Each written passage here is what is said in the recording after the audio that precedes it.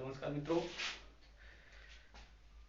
मित्रों आज हम लोग क्लास 10th का लेसन ज्योग्राफी का लेसन 2 वन एवं वन्य जीव संसाधन के विषय में अध्ययन करेंगे, क्योंकि कल हमने प्रथम लेसन समाप्त कर दिया था।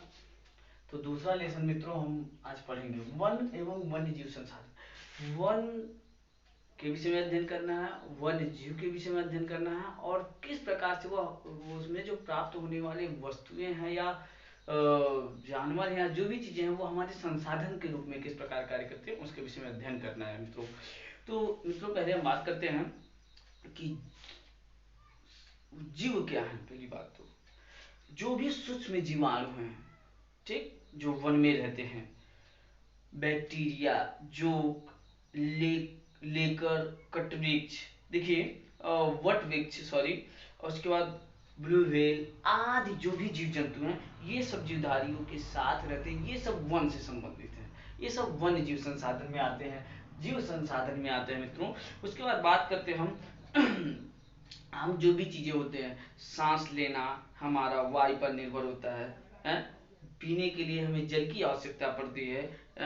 ये सब बिना हम इन सब के जीवित नहीं रह सकते, जल के बिना, वायु के बिना। और इसी प्रकार ये जीव भी जो है, जीव संसाधन, जीव है, स्तनधारी हैं, जो भी जीव हैं वो भी इन सब के बिना जीवित नहीं रह सकते। अब बात करते हैं कि जो वन्य जीव और प्रकृति जो है, वन्य जीव किस प्रकार किसी फसल उपजातियों तथा अत्यधिक जैव विविधता पाई जाते हैं इनमें, किस प्रकार से। और यह मित्रों बात करते हैं, यह आकार और कार्य में भिन्न है, परंतु अंतर्निर्भरताओं की जटिलता द्वारा एक तंत्र में क्या है, गुथी हुई है। ये सब एक तंत्र में गुथी हुई है। इनके विषय में अध्ययन करते हैं हम। भारत में वनस्पति और प्राणी जात क्या है मित्रों, तो बात करते हैं हम भारत में जैव विविधता के संदर्भ में। विश्व का सबसे ज्यादा जैव विविधता वाला क्षेत्र है कौन, विश्व का सबसे ज्यादा विविधता वाला क्षेत्र लगभग है मित्रों अमेजन बेसिन के बाद भारत, ब्राजील के बाद भारत है, क्योंकि यहाँ पे सर्वाधिक मात्रा में विविध प्रकार के जीव जंतु और वनस्पतियां पाई जाती हैं। अब बात करते हैं हम यहाँ पे विश्व की जो लगभग 8%, विश्व की 8%, यानी संख्या में कितना, 16 करोड़ के लगभग, कितना, 16 लाख, 16 लाख, 16 लाख लगभग, 16 लाख, विश्व की लगभग 8% या 16 लाख के लगभग यहाँ पे वनस्पतियों और जीवधारियों, वन्य जीव संसाधनों का को पाया जाता है मित्रों। अब बात करते हैं हम इसमें, अब भारत में 10% वन्य जीव वनस्पतियां और 20% स्तनधारी हैं। क्या है, 10% वन्य जीव वनस्पतियां हैं, वन्य जीव वनस्पतियां कितनी है, 10%। वन्य जीव वनस्पतियां मित्रों कितनी है, 10% वन्य जीव वनस्पतियां हैं। और उसमें से 20% स्तनधारियों को लुप्त होने का खतरा है, यानी 10% वन्य जीव वनस्पतियां और 20% स्तनधारी जीवों, 10% वन्य जीव वनस्पतियां और 20% स्तनधारी को लुप्त होने का खतरा है। क्या है, लुप्त होने का खतरा, होने का खतरा है। क्या, लुप्त होने का खतरा है, 10% वन्य जीव वनस्पतियां और 20% स्तनधारियों की। अब बात करते हैं हम, देखिए इसमें जो लुप्त होने के कागार पर है वनस्पतियां, उसमें है महुआ आप जानते होंगे, महुआ का पौधा है वो भी लुप्त होने के कागार पे है। जीव है जो है, जीवों में है गुलाबी सिर वाला बत्तख, चीता है, और इसके बाद है पहाड़ी कोयल है, और बंगाली चित्तीदार उल्लू है, और मधुआ है, इंसिग्निस है। इंसिग्निस वही महुआ का जो पौधा होता है उसी को इंसिग्निस कहा जाता है। और हुबगड़िया है, हेप्टान्यूरॉन है, और घास की प्रजातियां हैं कुछ ऐसे जो विभिन्न प्रकार की जो संकटग्रस्त हैं, लुप्त होने के कगार पे है मित्रों। अब बात करते हैं हम लुप्त होने के लुप्त होते जो वन है, हम वनों के विषय में अध्ययन करेंगे मित्रों कि वन जो है वो कितने प्रतिशत लुप्त होने के कगार पे है, वन खत्म होते जा रहे हैं। तो मित्रों बात करते हैं हम भारत में सन 1952 की जो अधिनियम, वन अधिनियम, उसके तहत कितनी होनी चाहिए वन आच्छादित क्षेत्र होनी चाहिए, उसके प्रतिशत 33%। बट है कितना हमारे पास अभी वर्तमान में इस आंकड़े के एनसीईआरटी के आंकड़े के आधार पे यहाँ पे 24 दशमलव कुछ परसेंट दिया, 24.16। वर्तमान में वन आच्छादित कितना है, आच्छादित वन आच्छादित है कितना 24.16% मित्रों। 24.16% जो है हमारे वनस्पतियां हैं और 24.16% वनस्पतियां पाई जाती हैं हमारे देश में मित्रों, वन आच्छादित है जो। उसके बाद बात करते हैं हम इस 24% वनस्पतियों के बाद ये जो है इस 24% वनस्पतियों में मित्रों बात करते हैं हम कि जो सघन वनस्पतियां, सघन वनस्पतियां, सघन वनस्पतियां, सघन वनस्पतियां जो घनी बसी हुई है, सघन वनस्पतियां वो कितनी है मित्रों, उनकी जो प्रतिशतता है वो है लगभग हमारा 12.2%, 12.2% सघन बसी हुई वनस्पतियां हैं मित्रों। अब उसके बाद बात करते हैं जो खुला वन है, खुला वन, खुला वन, खुला वन, खुला वन की मात्रा जो है मित्रों ये हमारा है, खुला वन की मात्रा जो है ये 9.14% है, 9.14% खुला वन पाया जाता है भारत में। तो वर्तमान जो वन नीति है, वन नीति कितना है 1952 का वन नीति, वन नीति, वन नीति 1952 जो 33% आधारित था 1952 नीति के आधार पे। बट वन आच्छादित कितने हैं 24.16% है हमारे पास। वन नीति के आधार पे अभी भी वनों की जो संख्या है, आच्छादित होने की संख्या कम है मित्रों। अब बात करते हैं उसके बाद हम बात करते हैं हम मैंग्रोव वन, मैंग्रोव वन की बात करते हैं, मैंग्रोव वन मित्रों बात करते हैं ये हमारा है ये 0.14%। मैंग्रोव वन क्या होता है, मैंग्रोव वन ज्वारी वन भी उसे कहते हैं मित्रों। जैसे हमारा सुंदरवन का डेल्टा में जो पाए जाते हैं वन उस मैंग्रोव वन है। गोदावरी बेसिन में भी पाए जाने वाले मैंग्रोव वन है। दलदली क्षेत्रों में, जो दलदली क्षेत्रों में मित्रों पाए जाते हैं और वहां पे क्षारीय मृदा पाई जाती है, ज्वारी मृदा पाई जाती है, उसे ज्वारी वन इसीलिए कहा जाता है मित्रों मैंग्रोव वन को। उनके जो पौधे होते हैं, पौधों की जड़ एक दूसरे से अटैचमेंट होते हैं, इसीलिए उसे मैंग्रोव वन कहा जाता है मित्रों। और गुजरात के कच्छ की खाड़ियों में भी मैंग्रोव वन पाया जाता है सर्वाधिक मात्रा में। सर्वाधिक मात्रा में मैंग्रोव वन कहाँ पाया जाता है, सुंदरबन डेल्टा में जो बंगाल में है। अब बात करते हैं जहाँ पे बंगाल टाइगर पाया जाता है मित्रों। अब बात करते हैं हम अंतर्राष्ट्रीय अंतर्राष्ट्रीय प्राकृतिक संरक्षण और प्राकृतिक संसाधन संरक्षण संघ है, अंतर्राष्ट्रीय प्राकृतिक संरक्षण संघ जो है IUCN जो है मित्रों IUCN, एक मिनट बात करते हैं हम IUCN के तहत मित्रों बांटा गया है तमाम प्रकार की जो वनस्पतियां हैं इनको विभिन्न प्रकार में बांटा गया है। IUCN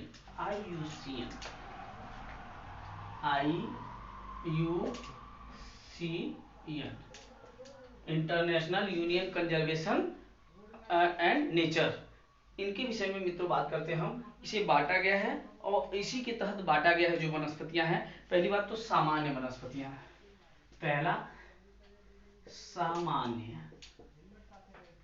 वनस्पति, सामान्य वनस्पतियों की बात करते हैं मित्रों। तो सामान्य वनस्पतियां वो वनस्पतियां हैं जिनका उपयोग आमतौर पे किया जाता है, जो सामान्य तरीके से पाए जाते हैं। और इनमें जैसे पशु, साल, चीड़ और कृंतक, पशु, साल, चीड़ और कृंतक इसमें पाए जाते हैं। पशु भी पाए जाते हैं, साल पाया जाता है, ये सामान्य रूप में। चीड़ पाया जाता है, कृंतक पाया जाता है।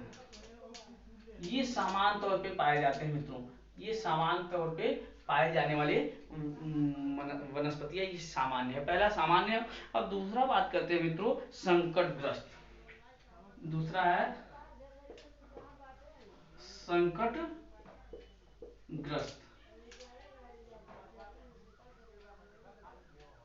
संकटग्रस्त संकटग्रस्त वनस्पतियां वो वनस्पतियां हैं मित्रों, जो वनस्पतियां विलुप्त होने के कगार पे हैं, जो संकट में हैं। अब बात करते हैं जैसे जिन जिनकी परिस्थितियों के जिन जिन वनस्पतियों की परिस्थिति उनके अनुकूल नहीं मिल पाती हैं, वो वनस्पतियां संकटग्रस्त हो जाती हैं। जो इनकी संख्या क्या होती है, विभिन्न परिस्थितियों से कम होती जाती है। अब बात करते हैं इसमें काला हिरण है, संकटग्रस्त में काला हिरण, काला हिरण, काला हिरण है, काला हिरण है मित्रों। और उसके बाद मगरमच्छ है, मगर मगरमच्छ है, जंगली गधा है, जंगली गधा, जंगली गधा है। उसके बाद मित्रों बात करते हैं हम गैंडा है, गैंडा है, शेर पूंछ वाला बंदर है, गधा, गैंडा, शेर है, पूंछ वाला बंदर, पूंछ वाला बंदर भी है मित्रों। तो ये जो वनस्पतियां हैं ये संकटग्रस्त वनस्पतियां हैं। ये संगाई है, मणिपुर हिरण है, मणिपुर हिरण जो संगाई है वो भी एक संकटग्रस्त वनस्पतियां हैं मित्रों। तो अब उसके बाद बात करते हैं सुभेद वनस्पतियां। सुभेद वनस्पतियां क्या है मित्रों, सुभेद वनस्पतियां, सुभेद वनस्पतियां वो हैं, सुभेद वनस्पतियां। अब बात करते हैं हम सुभेद वनस्पतियां, सुभेद वनस्पतियां, सुभेद वनस्पतियां, सुभेद वनस्पतियां मित्रों। सुभेद वनस्पतियों में, सुभेद वनस्पतियां वो वनस्पतियां हैं, ये वे जातियां हैं जिनकी संख्या घट रही है मित्रों, दिन प्रतिदिन घटती जा रही है। और यदि इनकी संख्या पर विपरीत प्रभाव डालने वाली परिस्थितियां नहीं बदलती हैं तो इनकी संख्या घटती रहती है, और तो संकटग्रस्त जातियां की श्रेणी में शामिल हो जाएंगी। और जो अगर इसी प्रकार से इनकी संख्या घटती गई तो ये भी संकटग्रस्त श्रेणियों में आ जाएंगे। इसमें नीली भेड़ है, क्या है, नीली भेड़, नीली भेड़, नीली भेड़ है मित्रों, नीली भेड़ है, नीली भेड़ ये भी सुभेद जातियों में आती है। नीली भेड़ है, एशियाई हाथी है, गंगा नदी की डॉल्फिन है। नीली भेड़, एशियाई हाथी, एशियाई हाथी, हाथी, Ganga dolphin, Ganga dolphin, Ganga dolphin जो है मित्रों, ये गंगा डॉल्फिन भी क्या है, ये भी हमारा सुभेद प्रजातियां हैं, सुभेद जनजातियां हैं, सुभेद सुभेद वनस्पतियां हैं, जीव है, सुभेद जीव है मित्रों। ये जो हमारा गंगा डॉल्फिन है। अब बात करते हैं हम दुर्लभ जातियां, दुर्लभ जातियां, दुर्लभ, तीसरा है ये, चौथा दुर्लभ जातियां। दुर्लभ जातियां क्या है मित्रों, दुर्लभ जातियां वो जातियां हैं जिनको जिनकी मिलने की संभावनाएं कम होती हैं, जो मिलती नहीं हैं, जिनकी संख्या बहुत कम या सुभेद होती है। आप यदि इनको प्रभावित करने वाली विषम परिस्थितियां नहीं परिवर्तित होती हैं तो ये संकट श्रेणियों में आ जाती है, दुर्लभ जातियां भी, जिनको मिलने की संख्या कम होती है। जैसे गिद्ध, इस समय देखिए गिद्ध मित्रों आपको दुर्लभ संकटग्रस्त में वो भी आ गई है क्योंकि वो मिलने की संभावनाएं नहीं है। अब बात करते हैं हम स्थानिक वनस्पतियां, स्थानिक वनस्पतियां, स्थानिक वनस्पतियां क्या होती है मित्रों, स्थानिक वनस्पतियां, पांचवा स्थानिक वनस्पतियां, वनस्पतियां, स्थानिक वनस्पतियां। स्थानिक वनस्पतियों की बात करते हैं मित्रों। स्थानिक वनस्पतियां वो वनस्पतियां हैं जो किसी विशेष स्थान पर भौगोलिक सीमाओं में निर्धारित होती हैं और पाई जाती हैं। जैसे बात करते हैं हम अंडमानी टील की। अंडमानी टील, निकोबारी कबूतर, अंडमानी टील, निकोबारी कबूतर,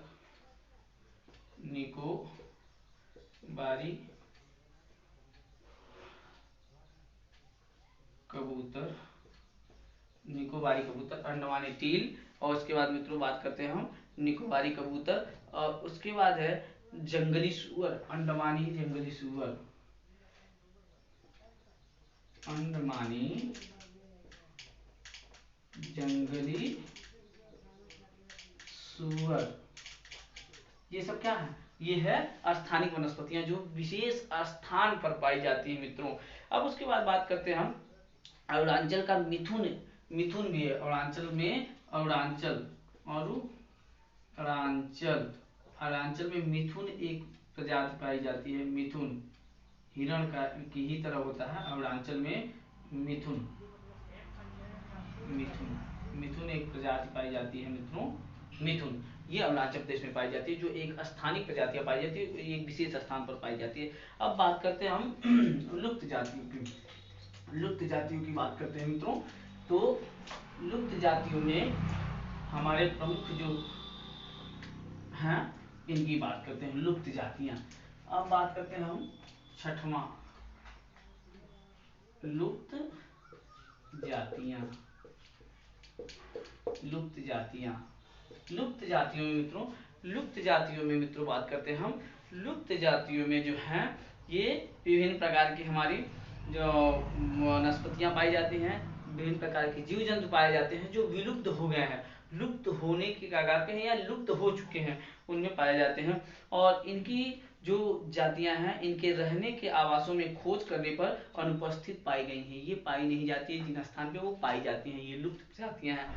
जैसे बात करते हैं पृथ्वी से ही ये क्या हो गई हैं, लुप्त हो चुकी हैं। प्रदेश से, देश से, महाद्वीपों से ही ये किसी विशेष स्थान जहाँ पाई जाती थी वहां से लुप्त हो चुकी। इनमें बात करते हैं उपजातियों में एशियाई चीता। इसमें बात करते हैं एशियाई चीता है मित्रों। एशियाई चीता ये लुप्त प्रजातियों में आता है मित्रों। और उसके बाद बात करते हैं हम एशियाई चीता के बाद गुलाबी सिर वाला बत्तख। गुलाबी सिर वाला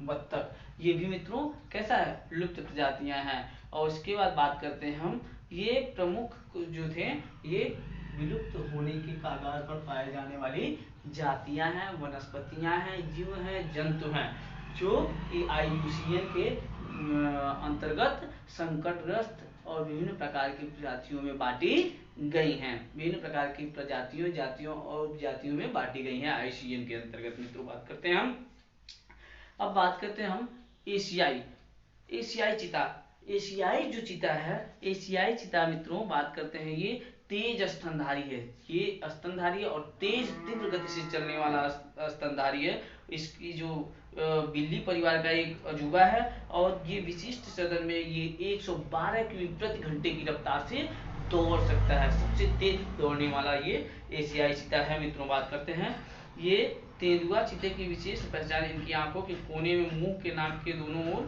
फैले आंसुओं के लकीर निमा होता है और इसी से इन दोनों के डिफरेंट माने जाते हैं, चीता और तेंदुआ का। अब बात करते हैं 20वीं सदी से पहले चीता अफ्रीका और एशिया में दूर दूर तक फैले हुए थे, जो अब 20वीं सदी में विलुप्त हो चुके हैं मित्रों। बात करते हैं हम इन्हें पहले 1952 में लुप्त घोषित कर दी गई थी। तो इन्हें कब घोषित की गई, एशियाई चीता जो है 1952 में लुप्त घोषित की गई। तो 1952 में ये लुप्त घोषित हो गए कौन, एशियाई चीता मित्रों।